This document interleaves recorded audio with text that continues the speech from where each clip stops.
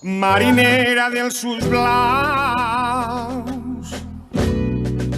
diu la joventut que... Dani, com va? Hola, què tal? Com va tot? Ens trobem als ullals de la Marjal de Gandia per tal de descobrir i saber més al respecte d'aquest entorn en el qual vosaltres esteu treballant molt a fons per tal de recuperar diverses espècies autòctones. És així, conta aquesta iniciativa. Esta zona dels ullals és una zona de molt de valor i a la gent de Gandia, tots ciutadans i ciutadanes, l'estimem molt. Sobretot tindre molta cura d'aquestes espècies que són autòctones, algunes d'elles com el petxinot i la gambeta, no? Són unes espècies que estan en el catàleg d'espècies vulnerables i protegides del País Valencià. Per tant, ens anem a centrar en la restauració d'una de les séquies, és la séquia del Molí. Per una part, ens dediquem a eliminar plantes exòtiques invasores, que és un greu problema per als ecosistemes, i de l'altra banda el que farem és millorar la qualitat de l'aigua.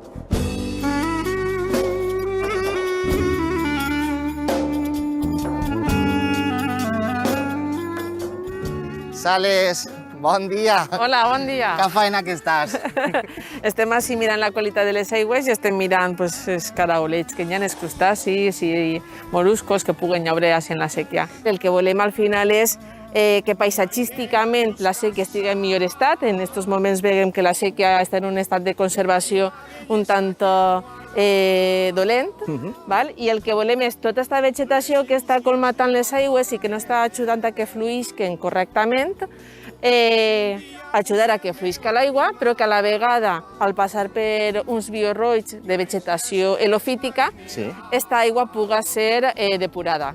Què s'aconsegueix amb tot allò? El que s'aconsegueix és, per una banda, millorar la qualitat de les aigües, adequar i restaurar la vegetació de la sèquia i que paisatgísticament sigui un entorn molt més atractiu. El fet de que les aigües estiguen en bones condicions també ajuda a que eixa fauna que és autòctona d'ací pugui viure en el seu hàbitat com toca, no? Clar, la fauna necessita aigües que fluïsquen, que hi hagi moviment, que hi hagi oxigenació de les aigües i que no estiguen les aigües parades.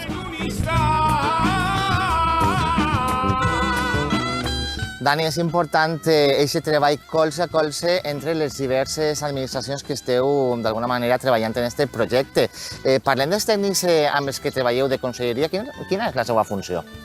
Bé, aquests tècnics el que fan bàsicament és controlar les poblacions d'espècies que estan dins d'aquest catàleg que són vulnerables i que alhora són indicadores de la qualitat o de l'estat dels ecosistemes. Per què la gambeta i el petxinot? Precisament el petxinot s'està sondejant la possibilitat perquè a altres sèquies molt properes d'estes, en el cas de la sèquia del Rei, que la tenim així mateix al costat, i altres sèquies com la de la Mota de Trenor, tenim unes molt bones poblacions de petxinot. Per tant, anem a introduir-los també en aquesta sèquia per augmentar més encara aquestes poblacions. I en el cas de la gambeta? Estem trobant que la Marjal té, sobretot perquè han baixat molt les accions de l'agricultura, perquè ha plogut moltíssim i per tant està recuperant la qualitat de l'aigua. I en aquest cas aquestes dues espècies que hem parlat, de petxinot i de gambeta, són representatives de les ecosistemes d'aiguamoll, són protegides, vulnerables i la Generalitat fa l'aposta per a recuperar-les. Dani, dona gust de poder contemplar i conèixer un paratge com el que teniu així als ullals de la Safor. Dona la promesa de tornar a la primavera, a veure com ha quedat tot. Estàs convidat. Molt bé.